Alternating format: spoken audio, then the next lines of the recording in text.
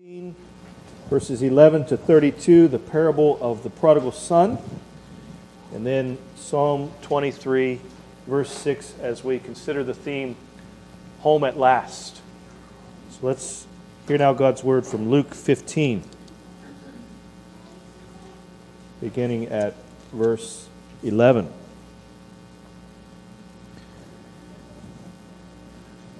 Then he, that is Jesus, said, a certain man had 2 sons, and the younger of them said to his father, Father, give me the portion of goods that falls to me. So he divided to them his livelihood. And not many days after, the younger son gathered all together, journeyed to a far country, and there wasted his possessions with prodigal living. But when he had spent all, there arose a severe famine in that land, and he began to be in want. Then he went and joined himself to a citizen of that country, and he sent him into the fields to feed swine.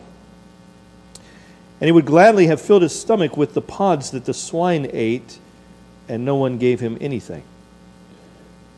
But when he came to himself, he said, How many of my father's hired servants have bread enough and to spare, and I perish with hunger?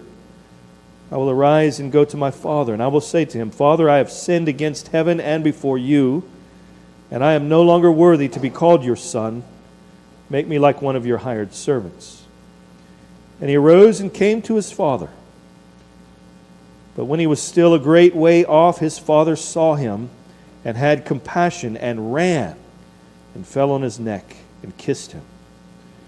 And the son said to him, Father, I have sinned against heaven and in your sight, and am no longer worthy to be called your son.